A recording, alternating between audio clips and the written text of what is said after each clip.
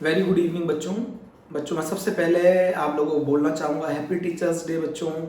और मेरी तरफ से आप लोगों को बहुत सारी ब्लेसिंग्स है ना। आप ज़िंदगी में बहुत तरक्की करें, बहुत आगे बढ़ें, बहुत अपने माँ बाप का नाम रोशन करें और बहुत प्रसिद्धि पाएँ, बहुत सक्सेस पाएँ। एक टीचर की तरफ से आपको आज है ना एक विशेज़ हैं मेरी, जो वेल विशेज़ आपके साथ हर समय हैं और मैं ज़िंदगी में हर कदम पर आप लोगों के साथ हूँ। ठीक है बच्चों, हम लोगों ने लास्ट टर्म तक सरफेस केमिस्ट्री में प्रॉपर्टीज ऑफ द कोलॉइड पढ़ रहे थे। बच्चों लास्ट टर्म तक हम सरफेस केमिस्ट्री में प्रॉपर्टीज ऑफ द कोलॉइड पढ़ रहे थे ना। देखो बच्चों एक चीज बताओ, प्रॉपर्टीज ऑफ द कोलॉइड उसमें सबसे पहले हम लोगों ने जो पढ़ा वो कॉलीगेटिव प्रॉपर्टी पढ़ा है ना। कौन सी प्रॉपर्टी पढ़ा बच्चों? Colligative property. अब कॉलीगेटिव प्रॉपर्टी जो है बच्चों ये डिपेंड करती है नंबर ऑफ पार्टिकल्स पर, नंबर ऑफ पार्टिकल पे डिपेंड करती है। और मैं आपको बता दूं जो नंबर ऑफ पार्टिकल होते हैं वो ट्रू सॉल्यूशन में ज्यादा होते हैं। ट्रू सॉल्यूशन के अंदर नंबर ऑफ पार्टिकल्स ज्यादा होते हैं। ट्रू सॉल्यूशन में नंबर ऑफ पार्टिकल ज्यादा होते हैं क्योंकि इनका साइज छोटा होता है। स्मॉल साइज होने के कारण इसके अंदर नंबर ऑफ पार्टिकल ज्यादा होते हैं एज कंपेयर टू किसके बच्चों? कोलोइडल सोल्ट के। कोलोइडल सॉल्यूशन के कंपैरिजन में अगर हम बात करें तो इनका साइज छोटा होता है। इनका जो साइज होता है वो 1 नैनोमीटर से कम होता है। तो अगर हम बात करें ट्रू सॉल्यूशन के अंदर, तो ट्रू सॉल्यूशन के अंदर नंबर ऑफ पार्टिकल ज्यादा है। कोलोइडल सॉल्यूशन में number of particle as compare to true solution कम है, नंबर ऑफ पार्टिकल कम है। क्यों कम है? क्योंकि इनका साइज बड़ा होता है। साइज जो होता है इनका वो 1 नैनोमीटर से 1000 नैनोमीटर के बीच में होता है। तो अगर हम बात करें कॉलीगेटिव प्रॉपर्टी की, तो कॉलीगेटिव प्रॉपर्टी वो प्रॉपर्टी है जो नंबर ऑफ पार्टिकल पर डिपेंड करती है। और ट्रू सॉल्यूशन के अंदर नंबर ऑफ पार्टिकल ज्यादा होते हैं as compare to colloidal solution के, वहां नंबर ऑफ पार्टिकल कम होते हैं क्योंकि उसका साइज बड़ा होता है, इसका साइज छोटा होता है। तो अगर हम बात करें कॉलीगेटिव प्रॉपर्टी की, तो कॉलीगेटिव प्रॉपर्टी जो ट्रू सॉल्यूशन में होती है वो ज्यादा होती है किसके कंपैरिजन में? Colligative property of colloidal solution. True solution की जो कॉलीगेटिव प्रॉपर्टी है वो कोलोइडल सॉल्यूशन से ज्यादा होती है क्योंकि ट्रू सॉल्यूशन के अंदर नंबर ऑफ पार्टिकल ज्यादा है, कोलोइडल सॉल्यूशन में नंबर ऑफ पार्टिकल कम है। तो कॉलीगेटिव प्रॉपर्टी वो प्रॉपर्टी होती है जो नंबर ऑफ पार्टिकल पर डिपेंड करती है। और ट्रू सॉल्यूशन के अंदर नंबर ऑफ पार्टिकल ज्यादा होते हैं क्योंकि उनका साइज छोटा होता है। कोलोइडल सॉल्यूशन के अंदर नंबर ऑफ पार्टिकल कम होते हैं क्योंकि उनका साइज बड़ा होता है। ट्रू सॉल्यूशन में नंबर ऑफ पार्टिकल ज्यादा होते हैं क्योंकि उनका साइज छोटा होता है। कोलोइडल सॉल्यूशन में नंबर ऑफ पार्टिकल कम होते हैं क्योंकि उनका साइज बड़ा होता है। एक आसान सी प्रॉपर्टी। तो आपको मैं बता दूं तो कॉलीगेटिव जो भी आपकी कॉलीगेटिव प्रॉपर्टीज है उनकी स्टडी हम किस में करते हैं बच्चों? उनकी स्टडी हम किनके लिए करते हैं? ट्रू सॉल्यूशन के लिए करते हैं। ठीक है, इतना आप लोगों को एनसीईआरटी से पढ़ना है, इससे ज्यादा आपको पढ़ने की जरूरत नहीं। बच्चों अगर हम आज ऑप्टिकल प्रॉपर्टी की बात करें तो ये ऑप्टिकल प्रॉपर्टी की बात कर रहे हैं बच्चों। बहुत इंपॉर्टेंट प्रॉपर्टी है बच्चों, बहुत ज्यादा। इसका रिसेंट में जो क्वेश्चन पूछा गया है वो जी मेंस में पूछा गया 2017 में। ठीक है, जी मेंस में पूछा गया 2017 में। अगर मैं ऑप्टिकल प्रॉपर्टी की बात करूं बच्चों, अगर मैं ऑप्टिकल प्रॉपर्टी की बात करूं तो इसमें ऑप्टिकल प्रॉपर्टी में जो प्रॉपर्टी हम लोगों को पढ़नी है वो है टिंडल इफेक्ट। टिंडल इफेक्ट बच्चों ये सबसे पहले ये प्रॉपर्टी जो ऑब्जर्व की गई थी वो की थी सर फैराडे ने। सर फैराडे ने ये सबसे पहले ऑब्जर्व की थी। इस पर जो स्टडी बाद में की वो सर टिंडल ने की। और ज्यादा डीप स्टडी सर जिगमॉन्डी ने की। तो सबसे पहले ये किसने ऑब्जर्व किया था? फैराडे ने। उसके बाद इस पर स्टडी किसने की? इसको डीप स्टडी की टिंडल ने, और उसके बाद जिगमॉन्डी ने। ठीक है, तो टिंडल इफेक्ट क्या है बच्चों? सबसे पहले समझते हैं। मान लो ये मैंने एक सोर्स ले लिया लाइट का, ये बच्चों मैंने एक सोर्स ले लिया लाइट का, ये मैंने एक लेंस लगा दिया। तो डायग्राम बना लो पहले। मान लो ये मैंने एक सोर्स ले लिया बच्चों लाइट का, और ये मैंने एक लेंस बना लिया है।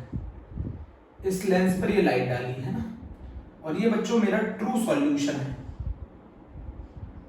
ये मेरा ट्रू सॉल्यूशन है। तो आप देखेंगे कि ट्रू सॉल्यूशन से ये लाइट जब सीधी की सीधी पास हो जाएगी, बिल्कुल भी स्कैटर नहीं होगी। किस में से बेटा पास होंगे यहाँ पे? ट्रू सॉल्यूशन में से। ट्रू सॉल्यूशन से अगर हम इस लाइट को पास करेंगे तो ये लाइट पास हो जाएगी।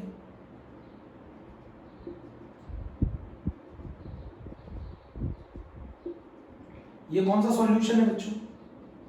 True solution. पार्टिकल साइज बहुत छोटा होता है ट्रू सॉल्यूशन में, और ये हमारी लाइट है। बच्चों अगर मैं यहां पर एक माइक्रोस्कोप लगा दूं, यहां पर एक माइक्रोस्कोप लगा दूं, तो मैं आपको दो चीजें इसमें बहुत अच्छे से बताना चाहता हूं बच्चों। ये ट्रू सॉल्यूशन है। ट्रू सॉल्यूशन में अगर मैं लाइट के डायरेक्शन से देखूं बच्चों, ये लाइट है, लाइट के अगर मैं डायरेक्शन से देखूंगा तो मुझे सॉल्यूशन क्लियर दिखाई देगा। बच्चों आपने एक ट्रू सॉल्यूशन लिया, ट्रू सॉल्यूशन कैसे बनाऊंगा? ग्लूकोज को पानी में घोल दो, नमक को पानी में घोल दो, शुगर को वाटर में डिसॉल्व कर दो और उसमें से लाइट पास करो, तो आप क्या देखेंगे कि लाइट का जो पाथ है वो विजिबल नहीं होगा। The path of light is not visible. The path of light is not visible.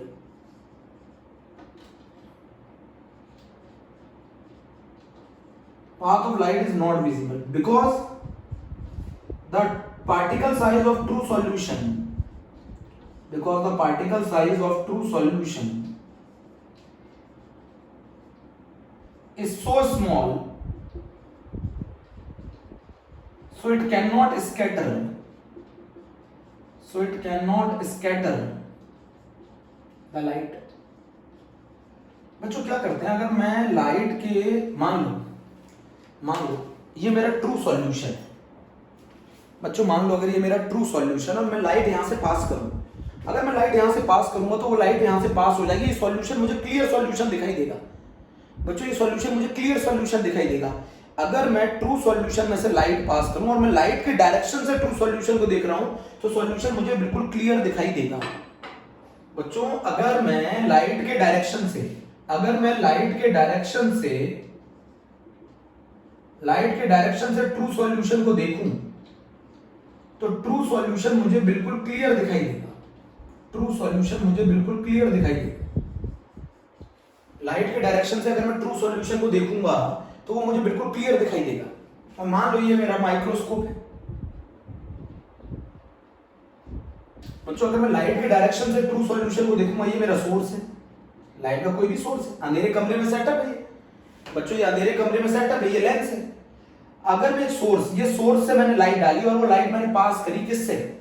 True solution से। और अगर मैं लाइट के डायरेक्शन में देखूंगा ट्रू सॉल्यूशन को, मान लो ये मेरी लाइट है बच्चों, ये मेरी लाइट है और मैं इस डायरेक्शन से देख रहा हूं, इसलिए लाइट मैं यहां पे डाल रहा हूं, इस डायरेक्शन से अगर मैं इसको देख रहा हूं तो ये सॉल्यूशन मुझे बिल्कुल क्लियर दिखाई देगा, ये सॉल्यूशन मुझे बिल्कुल क्लियर दिखाई देगा बच्चों। अगर मैं इस सॉल्यूशन को इस लाइट के डायरेक्शन से देखूंगा तो ये सॉल्यूशन मुझे बिल्कुल क्लियर दिखाई देगा, ठीक है। बट अगर मैं इसको लाइट के परपेंडिकुलर डायरेक्शन से देखूं, मतलब मैं लाइट यहां से डाल रहा हूं, आप यहां से देख रहे हैं, मैं लाइट यहां से डाल रहा हूं, आप यहां से देख रहे हैं, मैं लाइट यहां से डाल रहा हूं, लाइट का जो डालने का जो डायरेक्शन है उसके परपेंडिकुलर डायरेक्शन से अगर आप इसे देखेंगे तो ये सॉल्यूशन बिल्कुल आपको डार्क दिखाई देगा। अगर आप लाइट के परपेंडिकुलर डायरेक्शन से आप देखेंगे, लाइट के परपेंडिकुलर डायरेक्शन से अगर आप देखेंगे, आप लाइट के परपेंडिकुलर डायरेक्शन से देखेंगे तो सॉल्यूशन डार्क दिखाई देगा, तो सॉल्यूशन डार्क दिखाई देगा। आप बोलोगे ऐसा क्यों? क्योंकि ट्रू सॉल्यूशन के पार्टिकल इतने छोटे होते हैं साइज में कि ये लाइट को स्कैटर नहीं कर पाते बच्चों। क्या होता है, जो ट्रू सॉल्यूशन का पार्टिकल का साइज है, ये ट्रू सॉल्यूशन का पार्टिकल मान लो, ये ट्रू सॉल्यूशन का पार्टिकल है जिसका साइज बहुत छोटा है, और अगर इस पे मैं लाइट डालूंगा तो वो लाइट इसको क्या कर जाएगी, क्रॉस कर जाएगी, स्कैटर नहीं कर पाएगा, ये इसको स्कैटर नहीं कर पाएगा लाइट को। जब लाइट स्कैटर नहीं होगी तो हमें दिखाई नहीं देगी, हमारी आंखों तक पहुंचेगी नहीं, तो रिसीव नहीं होगी तो हमें दिखेगा नहीं, तो हमें लगेगा डायरेक्शन डार्क है, बिल्कुल सॉल्यूशन डार्क है।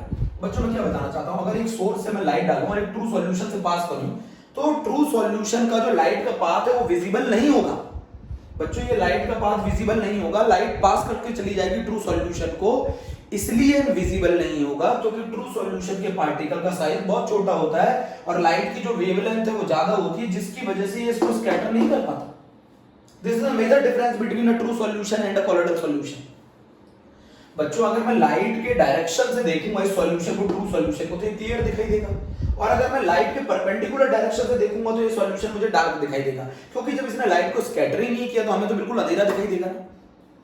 बच्चों एक अंधेरे कमरे में एक सेटअप करो, उसमें क्या करो, एक सोर्स ले लो, टॉर्च ले लो, उससे लाइट डालो ट्रू सॉल्यूशन से, तो आप देखोगे कि ट्रू सॉल्यूशन आपको बिल्कुल क्लियर दिखाई देगा अगर आप लाइट के डायरेक्शन से देखते हो। बट अगर आप लाइट के परपेंडिकुलर डायरेक्शन से देखते हो, क्योंकि ट्रू सॉल्यूशन के पार्टिकल बहुत छोटे होते हैं, वो लाइट को स्कैटर नहीं कर पाते, तो आप ये देखोगे कि आपका सॉल्यूशन डार्क दिखाई देगा आपको ऊपर से देखने पे। लाइट के परपेंडिकुलर डायरेक्शन से देखोगे तो डार्क दिखाई देगा। बच्चों ऑप्टिकल प्रॉपर्टी है टिंडल इफेक्ट। टिंडल इफेक्ट सबसे पहले ऑब्जर्व किया था सर फैराडे ने, दूसरी बार इसको पढ़ा गया टिंडल ने, सर टिंडल ने, उसके बाद ज़िग्मॉन्डी ने। हुआ क्या, जब हम लाइट को किसी सोर्स से जो लाइट डालते हैं, अगर मैं ट्रू सॉल्यूशन से पास करूं तो लाइट का पाथ विजिबल नहीं होता। मान लो बच्चों ये एक ट्रू सॉल्यूशन है और मैंने लाइट यहां से डाली तो ये सॉल्यूशन मुझे क्लियर दिखाई देगा। और बच्चों अगर मैं यहां से लाइट डाल रहा हूं और मैं यहां से देख रहा हूं, यहां से मान लो आप लाइट यहां से डालो, यहां से लाइट डालो यहां से, और मैं देख ऐसे रहा हूं परपेंडिकुलर डायरेक्शन में, तो मुझे ये सॉल्यूशन डार्क दिखाई देगा। बच्चों अगर मैं लाइट ऐसे डाल रहा हूं और ये लाइट का डायरेक्शन है और अगर मैं इसको ऐसे देखूंगा तो ये सॉल्यूशन मुझे डार्क दिखाई देगा, क्योंकि ट्रू सॉल्यूशन के पार्टिकल उस लाइट को स्कैटर कर ही नहीं पाते हैं, वो उस लाइट को स्कैटर कर ही नहीं पाते, क्योंकि उनका साइज बहुत छोटा होता है as compare to the wavelength of the light. तो this is the major difference between a true solution and a colloidal solution. This is the major difference between a true solution and a colloidal solution. नहीं है समझ?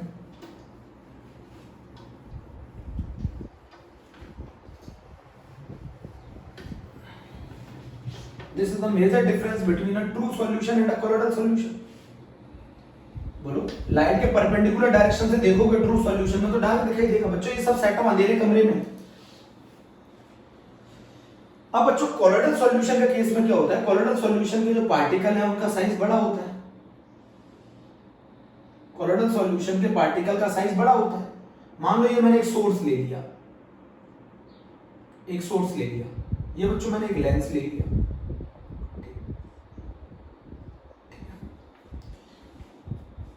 और बच्चों मैंने इसमें ले लिया ट्रू कोलोइडल सॉल्यूशन। ये colloidal solution with dispersion medium. यहां पर हमने एक लगा दिया अल्ट्रा माइक्रोस्कोप। बच्चों इसको क्या कहेंगे, अल्ट्रा माइक्रोस्कोप। समझ लेना बहुत ध्यान से, इसको कहेंगे अल्ट्रा माइक्रोस्कोप। बच्चों बोर्ड में बहुत ज्यादा पूछा जाता है टिंडल इफेक्ट, आईआईटी जी 2017 में पूछा गया। अब इस लेंस ने क्या किया, इस लेंस पर हमने लाइट डाली, इस लेंस पर हमने लाइट डाली, उसने इस लाइट को डेविएट कर दिया, इस तरीके से किया कि ये कोलोइडल सॉल्यूशन में जाके स्ट्राइक करे। मान लो ये लाइट हमने इस तरीके से डाली कि ये कोलोइडल सॉल्यूशन में जाके क्या करे बच्चों, स्ट्राइक करे। इस लेंस ने उस लाइट को इस तरीके से डेविएट कर दिया कि कोलोइडल सॉल्यूशन में जाके क्या करे, स्ट्राइक करे।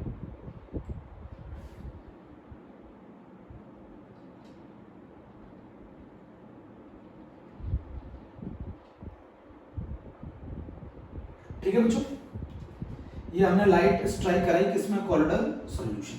इस लेंस ने इस लाइट को इस तरीके से डेविएट कर दिया कि कोलोइडल सॉल्यूशन में हिट करे।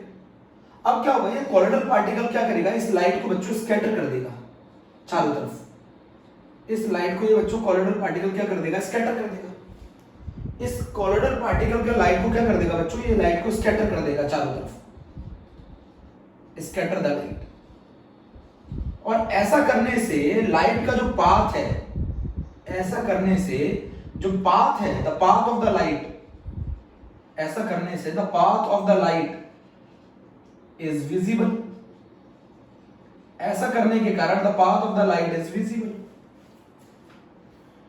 बच्चों मेरी बात समझो, आप डायग्राम थोड़ा सही से बना लेना, मैं एनसीईआरटी में बना हुआ है। ये सोर्स है बच्चों, ये लेंस है, ये स्कैटरिंग है, और इस कोन को जो ये कोन बनता है बच्चों, ये कोन जो बनता है, ये कोन, इसको बोला जाता है टिंडल कोन। बच्चों इसको टिंडल कोन बोला जाता है, टिंडल कोन। बच्चों क्या करा जाए, इसने क्या किया, सोर्स से हमने एक लाइट डाली कोलोइडल सॉल्यूशन में, कोलोइडल सॉल्यूशन में पार्टिकल्स ने उस लाइट को क्या किया बच्चों, स्कैटर किया। स्कैटर करने के कारण the path of the light is visible, the path of the light is illuminated. आपने देखा होगा आपने सिनेमा हॉल में देखा होगा कि जब वो प्रोजेक्टर से लाइट डाली जाती है तो वो पाथ ऑफ द लाइट आपको विजिबल होता है। क्यों होता है उसका रीजन बता दूं आपको। जो डस्ट पार्टिकल होते हैं वो उस लाइट को स्कैटर करते हैं। आपने देखा होगा ना सिनेमा हॉल में जब वो डाली जाती है लाइट, प्रोजेक्टर से लाइट डाली जाती है तो उस लाइट का पाथ विजिबल होता है। क्यों होता है? क्योंकि सिनेमा हॉल के अंदर जब वो लाइट डस्ट पार्टिकल से टकराती है तो वो स्कैटर होती है तो रिसीव होती है, जिसकी वजह से हमें उसका पाथ विजिबल होता है। अगर मान लो ये मिल्क का सॉल्यूशन है बच्चों, अगर ये मिल्क का सॉल्यूशन है, मान लो अगर ये milk is also the example of colloidal solution, अगर मैं इसमें से लाइट पास करूं तो मैं देखूंगा the path of the light is illuminated, it is visible, the path of the light is visible. और वो जो कोन बनता है बच्चों उसको टिंडल कोन बोला जाता है। जो कोन बनता है ना उसको टिंडल कोन बोला जाता है। बच्चों डायग्राम बनाना है एनसीईआरटी में ना, एनसीईआरटी में दे रखा है डायग्राम, आपको पेपर में बनाना है। इस कोन को टिंडल कोन कहा जाता है। ऐसा क्यों होता है? उसका रीजन है जो कॉलोइडल पार्टिकल है वो लाइट को स्कैटर करते हैं और उसकी वजह से path of the light is visible. तो the scattering of the light, तो टिंडल इफेक्ट है क्या? टिंडल इफेक्ट है the scattering of the light, the scattering of light by the colloidal particle, the scattering of the light by the colloidal particle. So the path of the light, so the path of the light, so the path of the light get illuminated. आप visible भी लिख सकते हैं। बच्चों हुआ कुछ नहीं, मैं आपको समझाता हूं। जब हमने ट्रू सॉल्यूशन में से ये लाइट पास की तो हमने देखा कि लाइट का पाथ जो था वो विजिबल नहीं था। ये सारा सेटअप अंधेरे कमरे में, ये सारा सेटअप अंधेरे कमरे में, the path of the light is not visible, क्योंकि ट्रू सॉल्यूशन के पार्टिकल का साइज बहुत छोटा होता है, it can not scatter the light. सही है। तो फिर हमने क्या किया, इस लाइट को जब हमने कॉलोइडल सॉल्यूशन से पास किया तो हमने देखा the path of the light get illuminated. क्यों इल्यूमिनेट हुआ? क्योंकि कॉलोइडल पार्टिकल ने इस लाइट को स्कैटर किया। तो इसी को टिंडल इफेक्ट बोलते हैं, the scattering of the light by the colloidal particle, so the path of the light get illuminated और विजिबल। अब बच्चों आपको मैं बता दूं, अल्ट्रा माइक्रोस्कोप से आप देखोगे तो जो ये कॉलोइडल पार्टिकल है ये बिल्कुल एक स्टार की तरह चमकता हुआ दिखाई देगा, स्टार की तरह चमकता हुआ दिखाई देगा।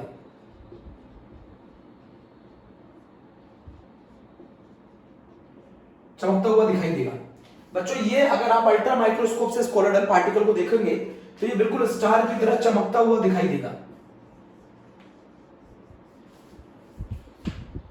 बच्चों एक चीज और मैं बताना चाहता हूं, अगर आप इसको अलग अलग डायरेक्शन से देखेंगे तो ये अलग अलग कलर का दिखाई देगा सॉल्यूशन। कैसे?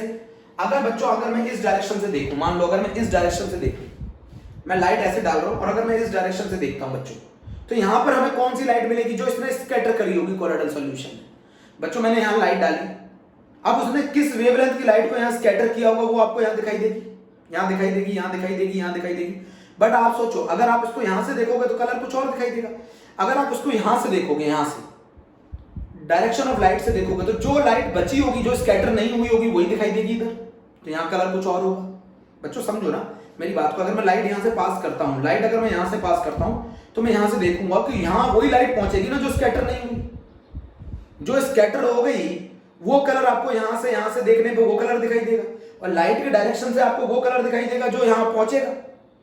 तो जो लाइट स्कैटर हो गई वो अगर यहां से देखोगे तो वो कलर दिखाई देगा, सामने से देखोगे तो वो कलर दिखाई देगा जिसे इन्होंने स्कैटर कर दिया, ऊपर से देखोगे तो वो कलर दिखाई देगा जो स्कैटर कर दिया।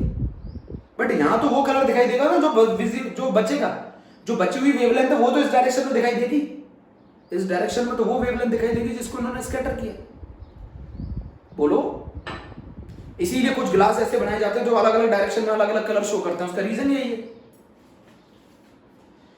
बच्चों कुछ नहीं किया, जब लाइट को एक कॉलोइडल सॉल्यूशन में से पास किया तो उस लाइट का पाथ विजिबल था। आप गौर करो खुद मेरी बात को।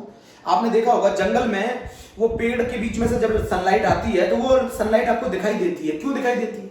जंगल में बहुत सारे घने पेड़ होते हैं, उसके बीच में जो सनलाइट आती है उसका पाथ विजिबल होता है। वहां पे भी डस्ट पार्टिकल है, उनसे लाइट स्कैटर होती है जिसकी वजह से पाथ विजिबल होता है। मान लीजिए कमरे में बहुत छोटा सा होल है, वहां से लाइट आ रही है, उस कमरे में अंधेरा है, उसमें भी आपको लाइट का पाथ विजिबल होगा। ये सब टिंडल इफेक्ट है। आप ये बताओ स्काई का ब्लू, आपको स्काई जो होता है वो ब्लू कलर का क्यों दिखाई दे रहा होता है? उसका रीजन है scattering of the light by the dust particle present in the atmosphere. आपको इसकी सबसे बड़ी एप्लीकेशन है, क्वेश्चन बोर्ड में आ जाएगा, why sky appears blue, this is due to Tyndall effect. कैसे टिंडल इफेक्ट? एटमॉस्फेयर में प्रेजेंट जो डस्ट पार्टिकल हैं वो क्या करते हैं? लाइट को स्कैटर करते हैं। लाइट को स्कैटर करने से जो लाइट स्कैटर होती है उसकी वजह से आपको दिखाई देता है, और आपको मालूम है वही लाइट सबसे ज्यादा स्कैटर होती है जिसकी वेवलेंथ कम होती है। ये तो डिपेंड करेगा ना वेवलेंथ पर। मेरी बात नहीं समझ रहे? देखो क्या किया, एक सोर्स लिया, उसमें से हमने क्या की, लाइट पास की, और लाइट पास करा कोलोइडल सॉल्यूशन में से, तो हमने देखा कि कोलोइडल सॉल्यूशन का जो लाइट का जो पाथ है जो विजिबल है। जब हमने लाइट पास करी किसी कोलोइडल सॉल्यूशन में से तो हमने देखा कि लाइट का पाथ विजिबल है। क्वेश्चन अराइज हुआ ऐसा क्यों हो रहा है? उसका रीजन ये है कि जो कोलोइडल पार्टिकल हैं वो क्या करते हैं, इस लाइट को स्कैटर करते हैं। लाइट को स्कैटर करते हैं जिसकी वजह से path of the light visible हो जाता है। ये जो कोन बनाता है इसको कहा जाता है टिंडल कोन। ठीक है बच्चों, अगर आप इसको माइक्रोस्कोप से देखेंगे तो ये जो पार्टिकल है जो लाइट को स्कैटर करता है कोलोइडल पार्टिकल, वो आपको बिल्कुल एक स्टार की तरह चमकता हुआ दिखाई देगा। तो आप मेरी बात समझिए, तो टिंडल इफेक्ट है क्या? टिंडल इफेक्ट है जो स्कैटरिंग की जाती है लाइट की, किसके द्वारा? कोलोइडल पार्टिकल के द्वारा, उसको बोला जाता है टिंडल इफेक्ट। बोलो बच्चों, उसको बोला जाता है टिंडल इफेक्ट, जिसकी वजह से path of the light visible हो पाता है। बच्चों बोलो, जिसकी वजह से path of the light visible हो पाता है। समझ में आया? अच्छा, एक क्वेश्चन ये है कि व्हाई स्काई अपीयर्स ब्लू। एक तो ये क्वेश्चन पूछा जाता है, व्हाई स्काई अपीयर्स ब्लू। अरे भैया, एटमॉस्फेयर में डस्ट पार्टिकल है, डस्ट पार्टिकल क्या करते हैं? लाइट को स्कैटर करते हैं, जिसकी वजह से वो ब्लू दिखाई देता है, टिंडल इफेक्ट। सिनेमा हॉल के अंदर प्रोजेक्टर से जो लाइट निकल रही है उसका पाथ विजिबल क्यों होता है? उस बीम का पाथ विजिबल क्यों होता है? This is due to Tyndall effect. बोलो, स्काई सी का कलर ब्लू क्यों होता है? Due to Tyndall effect. कमरे, अंधेरे कमरे में जो लाइट आती है वो क्यों हमें उसका पाथ विजिबल होता है? This is due to Tyndall effect. अब बच्चों सबसे पहली बात, यहां तक की बात आगे समझ में है। टिंडल इफेक्ट है क्या? बहुत आसान है। The scattering of the light by the colloidal particle, है ना, and due to this the path of the light is visible and get illuminated, इसको बोला जाता है टिंडल इफेक्ट। बच्चों उसी को बोला जाता है टिंडल इफेक्ट, उसी को बोला जाता है टिंडल इफेक्ट। रफ कर दूं? चलो ठीक।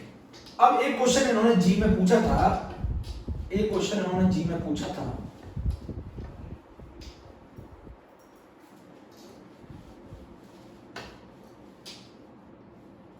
बच्चों अगर आप किसी भी कोलोइडल सॉल्यूशन में से लाइट को पास करते हो, अगर आप लाइट के डायरेक्शन से देखते हैं तो कलर कुछ और दिखाई देगा, और आप स्कैटरिंग वाले डायरेक्शन में देखते हैं तो कलर कुछ और दिखाई देगा। समझ में आई मेरी बात? बच्चों वही लाइट पहुंचेगी ना जो स्कैटर नहीं हुई। जो लाइट स्कैटर होगी तो वो तो यहाँ चली जाएगी, तो जो वेवलेंथ स्कैटर नहीं हुई वो दिखाई देगी यहाँ पर, और जो वेवलेंथ स्कैटर हो गई वो यहाँ दिखाई देगी।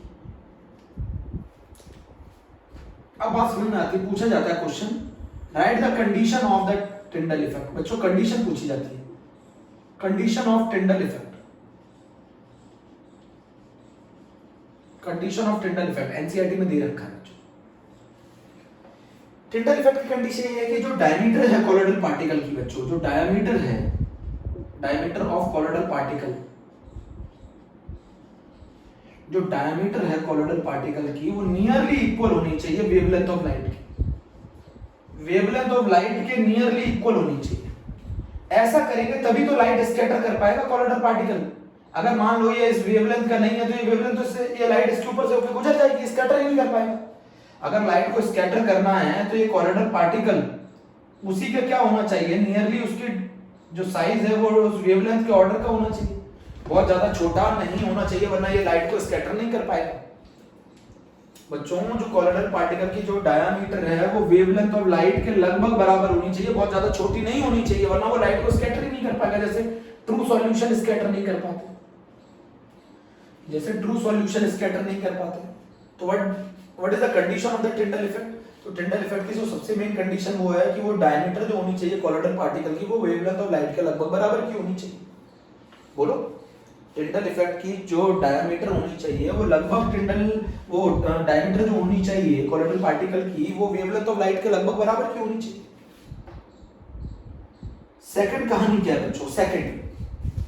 सेकंड कहानी क्या है? Diameter of the colloidal particle is nearly equal to the wavelength of light. Second particle ये है, there is a large difference in the magnitude of, there is a large difference, there is a large difference in the magnitude of, there is a large difference in the magnitude of refractive index of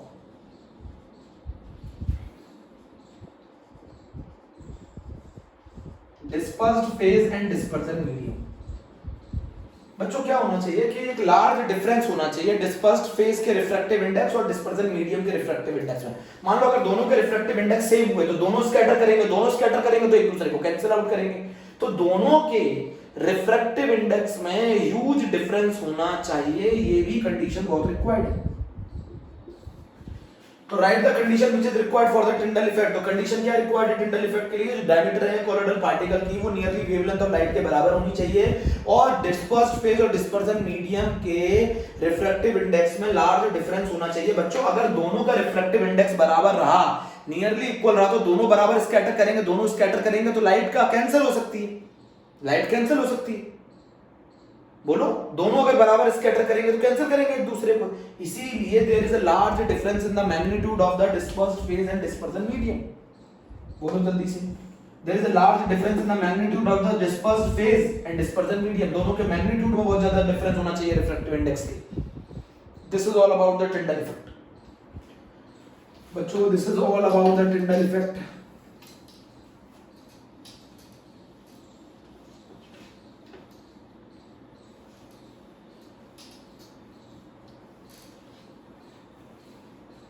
बच्चों हमने एक और property बहुत अच्छे से पढ़ी थी और वो प्रॉपर्टी का नाम था ब्राउनियन मूवमेंट, है ना? ये मैकेनिकल प्रॉपर्टी थी, पढ़ा था ना हमने ब्राउनियन मूवमेंट। बच्चों ब्राउनियन मूवमेंट ने किस चीज को बताया था? Stability of the colloidal sol बताया था। ब्राउनियन मूवमेंट ने स्टेबिलिटी ऑफ कोलोइडल सोल बताया था। कैसे बताया था स्टेबिलिटी ऑफ कोलोइडल सोल? पहला क्वेश्चन ये अराइज होता था ब्राउनियन मूवमेंट में, इतने बड़े कोलोइडल पार्टिकल, इतने बड़े होने के बावजूद भी ये पार्टिकल सेटल क्यों नहीं होते? और अगर ये पार्टिकल सेटल हो जाते तो कोलोइडल सॉल्यूशन स्टेबल होता नहीं, उसकी आइडेंटिटी कुछ समय के बाद खत्म हो जाती। तो ब्राउनियन मूवमेंट ने किसको एक्सप्लेन किया? स्टेबिलिटी ऑफ कोलोइडल सोल को एक्सप्लेन किया। कौन सी प्रॉपर्टी है? Mechanical property. ब्राउनियन मूवमेंट ने स्टेबिलिटी ऑफ कोलोइडल सोल को एक्सप्लेन किया। कैसे किया ये समझाता हूं।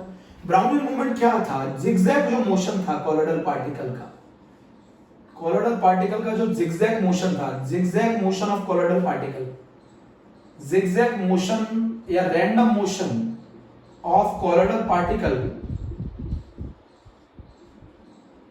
उसी को बोला गया the zigzag motion of colloidal particle is known as Brownian movement. What do you mean by the Brownian movement? The zigzag motion of the colloidal particle. पर इतने बड़े पार्टिकल होने के बाद भी ये पार्टिकल सेटल क्यों नहीं होते और इनके पास इनकी ये काइनेटिक एनर्जी आती कहां से? तो मैं बता दूं, जो अनइक्वल मैनर में dispersed phase particle bombard, unequal manner में डिस्पर्जन मीडियम के पार्टिकल कोलाइड करते हैं डिस्पर्स्ड फेज पार्टिकल के साथ।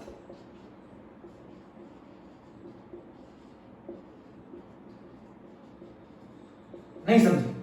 जो ये डिस्पर्जन मीडियम के पार्टिकल है लगातार किससे टकराते हैं? डिस्पर्स्ड फेज पार्टिकल से टकराते हैं, लगातार टकराते हैं और वो भी अनइक्वल मैनर में टकराते हैं। मान लो ये डिस्पर्स्ड फेज पार्टिकल, मान लो यहां से हमारे 3 डिस्पर्जन मीडियम के पार्टिकल आके टकराए, यहां से आके 2 टकराए, यहां से आके 1 टकराया, मान लो यहां से आके 4 टकराए, तो ये अनइक्वल मैनर में। तो बता, पहले अगर यहां से टकराया तो ये यहां पहुंच गया, यहां से यहां पहुंच गया, यहां से यहां पहुंच गया, यहां से यहां पहुंच गया, तो ये रैंडम मोशन होता है। तो ये कौन प्रोवाइड करता है इनको काइनेटिक एनर्जी? ये डिस्पर्जन मीडियम के पार्टिकल प्रोवाइड करते हैं। ये लगातार इनसे अनइक्वल मैनर में टकराते हैं, जिसके कारण हमारे ये जो कोलोइडल पार्टिकल है ये जिगजैग मोशन करते हैं, रैंडम मोशन करते हैं और कभी भी सेटल नहीं होते, क्योंकि हमारे डिस्पर्जन मीडियम के पार्टिकल इनसे लगातार कोलाइड करते रहते हैं और वो भी अनइक्वल मैनर में करते रहते हैं, जिसके कारण हमारे कोलोइडल पार्टिकल कभी भी सेटल नहीं होते। समझ रहे बच्चों? अनइक्वल मैनर में डिस्पर्जन मीडियम के पार्टिकल कोलाइड करते हैं डिस्पर्स्ड फेज पार्टिकल के साथ, जिसके कारण इनका जिगजैग मोशन होता है। जिगजैग मोशन होने के कारण ही ये पार्टिकल कभी सेटल नहीं होते। यही stability of the colloidal sol है, सर रॉबर्ट ब्राउन ने दिया था।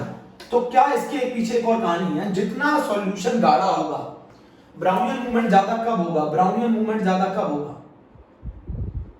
ब्राउनियन मूवमेंट ज्यादा कब होगा?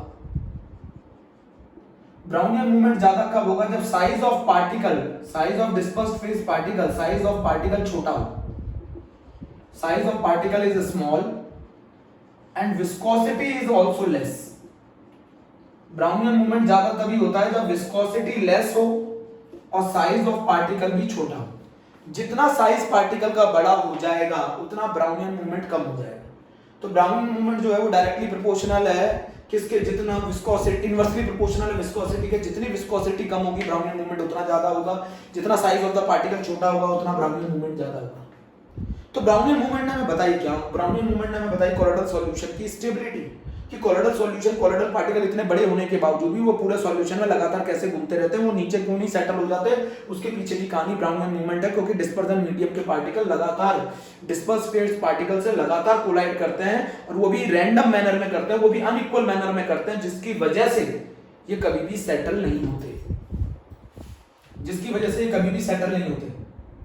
तो ब्राउनियन मूवमेंट क्या बताया, stability of the colloidal sol बताया। और अगर विस्कोसिटी ज्यादा है तो ब्राउनियन मूवमेंट कम होगा। भाई अगर कोई लिक्विड ज्यादा है तो उसमें मोशन करने में दिक्कत आएगी।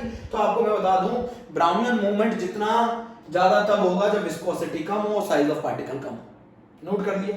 ये कौन सी प्रॉपर्टी थी इनकी बच्चों, ये इनकी मैकेनिकल प्रॉपर्टी थी। ब्राउनियन मूवमेंट वाली ये प्रॉपर्टी इनकी मैकेनिकल प्रॉपर्टी थी बच्चों, ये प्रॉपर्टी इनकी मैकेनिकल प्रॉपर्टी थी।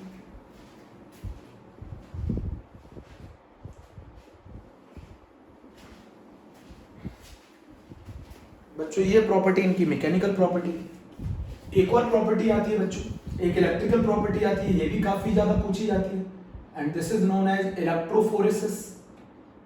बहुत ही आसान है। बताओ इलेक्ट्रोफोरेसिस से हमें क्या मालूम चला कि कोलोइडल पार्टिकल चार्ज होते हैं। चार्ज ऑन कोलोइडल पार्टिकल पता चलता है। इलेक्ट्रोफोरेसिस से हमें चार्ज ऑन कोलोइडल पार्टिकल पता चलता है। बच्चों इलेक्ट्रोफोरेसिस एक मेथड भी है कोगुलेशन कराने का। बच्चों इलेक्ट्रोफोरेसिस एक मेथड भी है कोगुलेशन कराने का। इससे हमें क्या मालूम चलता है, चार्ज मालूम चलता है कोलोइडल पार्टिकल पे। इलेक्ट्रोफोरेसिस से बच्चों हमें चार्ज मालूम चलता है कोलोइडल पार्टिकल पे। दूसरा ये मेथड कोगुलेट कराने का, प्रेसिपिटेट करने का भी तरीका है। क्यों, अभी बता रहा हूं कैसे। इलेक्ट्रोफोरेसिस को एक और नाम था क्योंकि पहले जनरली जब ये एक्सपेरिमेंट किया गया तो ज्यादातर कोलोइडल पार्टिकल पॉजिटिव चार्ज थे, इसीलिए इसका नाम कैटोफोरेसिस भी रख दिया गया था। कैटोफोरेसिस भी रख दिया गया था इसका नाम। क्यों रख दिया था कैटोफोरेसिस, क्योंकि ज्यादातर कोलोइडल पार्टिकल पॉजिटिव चार्ज थे उसपे। अब जरा बताओ, एक सेटअप क्या किया, एक यू ट्यूब लिया गया, एक यू ट्यूब लिया गया, उसके अंदर दो मेटल की प्लेट लगा दी गई और वो इलेक्ट्रोड के फॉर्म कर रही थी, वो इलेक्ट्रोड का काम कर रही थी। दो मेटल की प्लेट लगा दी गई, उन पे पोटेंशियल अप्लाई कर दिया गया। ये वाली प्लेट पॉजिटिव चार्ज थी और ये वाली प्लेट नेगेटिव चार्ज थी। सही है। अब बच्चों सुनना बहुत ध्यान से, बहुत आसान मेथड है। इसके अंदर हमने भर दिया डिस्पर्जन मीडियम।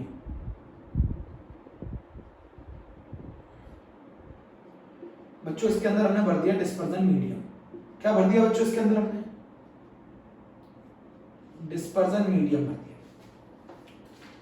अब आपको मैं बताऊं, मान लो ये कहानी अगर मैं बात करूं आर्सेनिक सल्फाइड के सोल की, तो आपको सभी को मालूम है आर्सेनिक सल्फाइड का सोल नेगेटिवली चार्ज होता है। ये रहे हमारे कोलोइडल पार्टिकल नेगेटिव चार्ज।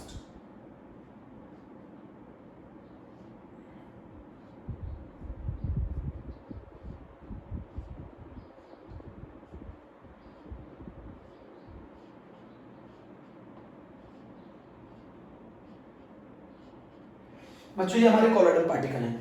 आपको बता दो, ये बताओ ये negatively charge colloidal particle overall solution तो न्यूट्रल होता है, क्योंकि दोनों का charge wise magnitude disperse phase का और डिस्पर्जन मीडियम दोनों का बराबर होता है। अब मैं आपको बता दूं ये कोलोइडल पार्टिकल नेगेटिवली चार्ज है, तो बताओ ये किस प्लेट की तरफ अट्रैक्ट होंगे। जैसे आप पोटेंशियल लगाओगे ये नेगेटिवली चार्ज कोलोइडल पार्टिकल किस प्लेट की तरफ अट्रैक्ट होंगे, पॉजिटिव प्लेट की तरफ। इसी से तो मालूम चला चार्ज होते हैं। जैसे ही आपने पोटेंशियल अप्लाई किया, जैसे ही आपने पोटेंशियल लगाया, तो आपके जो ये नेगेटिवली चार्ज है, इस बार बच्चों ये नेगेटिव चार्ज कोलोइडल पार्टिकल है, नेगेटिव चार्ज कोलोइडल पार्टिकल। अगर ये नेगेटिवली चार्ज कोलोइडल पार्टिकल है तो ये किसकी तरफ मूव करेंगे, ये मूव करेंगे पॉजिटिव प्लेट की तरफ। वहां पे जाके ये अपने चार्ज को न्यूट्रलाइज कर देंगे और वहां इकट्ठे हो जाएंगे, और इकट्ठे होकर वहां पे प्रेसिपिटेट हो जाएंगे, कोगुलेट हो जाएंगे। बोलो बच्चों, मैंने क्या किया, एक यूट्यूब तरीके का एक यूट्यूब लिया, उसके अंदर मैंने क्या भर दिया, dispersion medium with colloidal particles रख दिया, और मैंने दो मेटल की प्लेट यूज करी जिनको मैंने इलेक्ट्रोड किया, एक को पॉजिटिव चार्ज लगा दिया, एक को नेगेटिव चार्ज लगा दिया। Under the under the influence of the movement of the colloidal particle towards the oppositely charged electrode, the movement of the colloidal particles, the movement of colloidal particles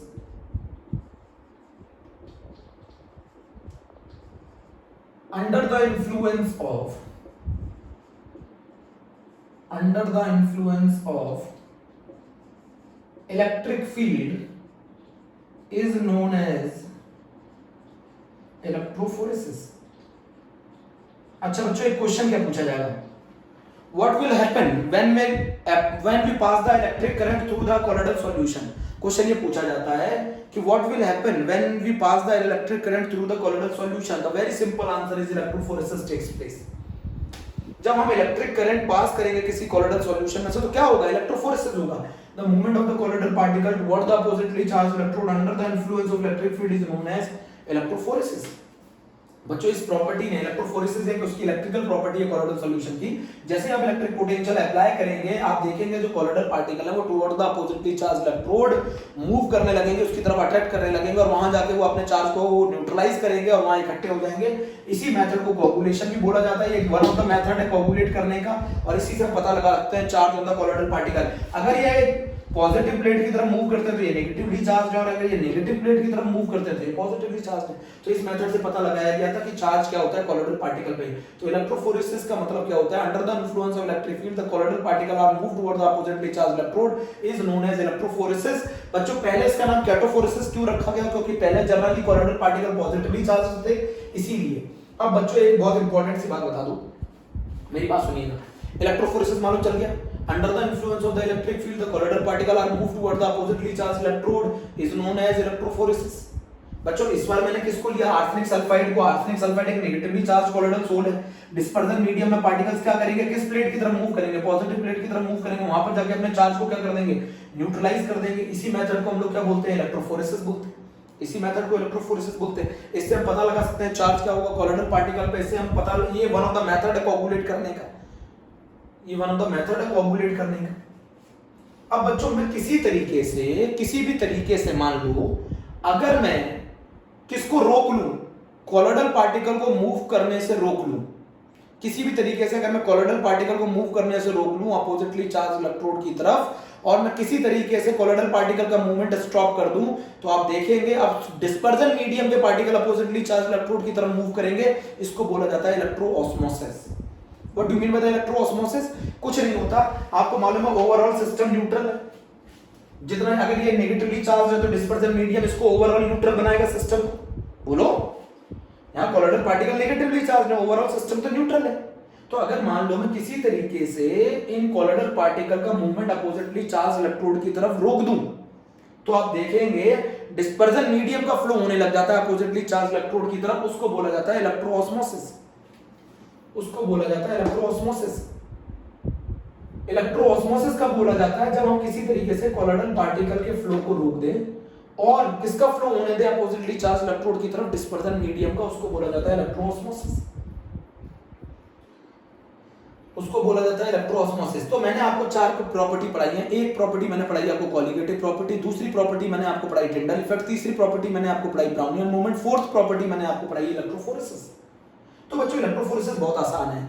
ठीक है, अगर आप बात करें कॉलिगेटिव प्रॉपर्टी की तो कॉलिगेटिव प्रॉपर्टी जो होती है वो ट्रू सॉल्यूशन के लिए ज्यादा होती है as compare to colloidal solution. क्योंकि ट्रू सॉल्यूशन में पार्टिकल का साइज छोटा है तो नंबर ऑफ पार्टिकल ज्यादा होते हैं. कोलोइडल सॉल्यूशन में नंबर ऑफ पार्टिकल्स कम होते हैं क्योंकि उनका साइज पार्टिकल का साइज बड़ा है.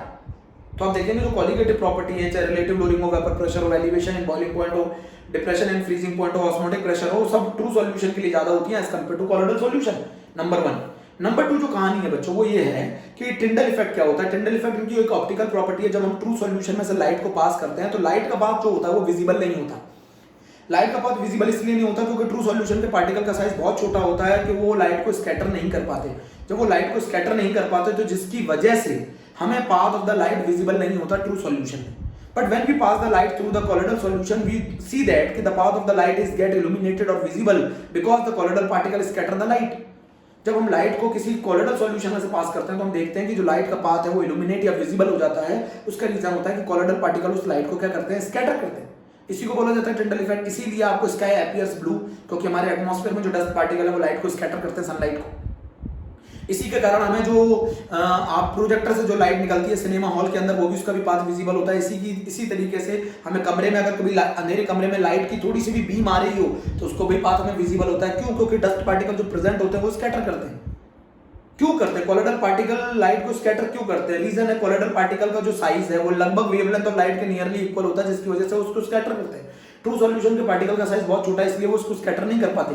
Right, the two condition which is required for the Tyndall effect and very simple, the diameter of the colloidal particle is nearly equal to the wavelength of the light, and the second one is very important, that there is a large difference in the magnitude of the refractive index of dispersed phase and dispersion medium। dispersed phase और dispersion medium के particle के बीच में एक large huge difference होना चाहिए। ये भी कहानी मैंने आपको बता दी। इनकी जो इलेक्ट्रिकल प्रॉपर्टी ब्राउनियन मूवमेंट में मैंने बताया कि stability of the colloidal sol को बताया। इतने बड़े पार्टिकल होने के कारण भी ये सेटल क्यों नहीं होते, ये पूरे सॉल्यूशन में लगातार कैसे घूमते रहते हैं, इनके पास ये काइनेटिक एनर्जी आती कहां से है? तो कुछ नहीं होता, जो डिस्पर्जन मीडियम के पार्टिकल है वो लगातार मोशन करते हैं, और डिस्पर्जन मीडियम के पार्टिकल लगातार किससे कोलाइड करते हैं? डिस्पर्स फेज पार्टिकल से कोलाइड करते हैं, वो भी अनइक्वल मैनर में करते हैं, जिसकी वजह से इनका मोशन रैंडम हो जाता है, जिगजैग हो जाता है। इसी को हम लोग बोलते हैं ब्राउनियन मूवमेंट। जितना साइज पार्टिकल का छोटा होगा उतना ब्राउनियन मूवमेंट ज्यादा होगा, जितना विस्कोसिटी कम होगी उतना ब्राउनियन मूवमेंट ज्यादा होगा। ब्राउनियन मूवमेंट में stability of the colloidal sol बताया। अब हमें ये कैसे मालूम चला कि कोलोइडल पार्टिकल चार्ज होता है? तो उसकी एक प्रॉपर्टी है इलेक्ट्रोफोरेसिस, ये इलेक्ट्रिकल प्रॉपर्टी है। जब हम कभी भी करंट पास करते हैं किसी भी कोलोइडल सॉल्यूशन में से, तो हम देखते हैं इलेक्ट्रोफोरेसिस होती है। इसका क्या मतलब है? द कोलोइडल पार्टिकल का जो मूवमेंट है वो अपोजिटली चार्ज इलेक्ट्रोड के पास तरफ हो जाता है under the influence of the electric field. इस मेथड से हम ये पता कर सकते हैं कि कोलोइडल पार्टिकल पे कितना चार्ज, कौन सा चार्ज है। Either colloidal particle is negatively charged or positively charged। दूसरा, अगर ये पॉजिटिव प्लेट की तरफ मूव करते हैं तो ये नेगेटिवली चार्ज है, अगर ये नेगेटिव प्लेट की तरफ मूव करते हैं तो ये पॉजिटिवली चार्ज है। इसी फिनोमेनन को इलेक्ट्रोफोरेसिस कहते हैं। अगर हम मान लो किसी तरीके से इन कोलोइडल पार्टिकल्स के फ्लो को रोक दें तो हम देखेंगे कि डिस्पर्जन मीडियम के पार्टिकल्स का फ्लो हो जाता है, उसको कहते हैं इलेक्ट्रोऑस्मोसिस। उसको कहते हैं इलेक्ट्रोऑस्मोसिस। बेटा पूरा ओवरऑल सिस्टम तो न्यूट्रल है, अकेला ऐसा तो नहीं हो सकता कि कोलोइडल पार्टिकल नेगेटिवली चार्ज नहीं हो, सिस्टम ओवरऑल नेगेटिवली चार्ज है, ऐसा तो नहीं हो सकता। ओवरऑल सिस्टम तो न्यूट्रल है। डिस्पर्जन मीडियम जितना कोलोइडल पार्टिकल के ऊपर चार्ज है मैग्नीट्यूड वाइज, उतना ही डिस्पर्जन मीडियम भी चार्ज शो करेंगे ताकि ओवरऑल सिस्टम न्यूट्रल रहे। तो अगर मैं किसी तरीके से कोलोइडल पार्टिकल का फ्लो रोक दूं तो आप ये देखेंगे कि डिस्पर्जन मीडियम का पार्टिकल का फ्लो होने लग जाता है, उस फिनोमेनन को इलेक्ट्रोऑस्मोसिस बोलते हैं। तो चार तरीके की आपने ये प्रॉपर्टी पढ़ ली है। अब हमारी कहानी आती है ओरिजिन ऑफ द चार्ज, और ये चैप्टर हम बिल्कुल एंड पर आ गए हैं। तो इसकी एप्लीकेशन भी आप लोग लिख लीजिएगा टिंडल इफेक्ट के, और ये क्वेश्चन डायरेक्ट पूछे जाते हैं। ठीक है बच्चों? ओके बच्चों, गॉड ब्लेस यू बच्चों, थैंक यू।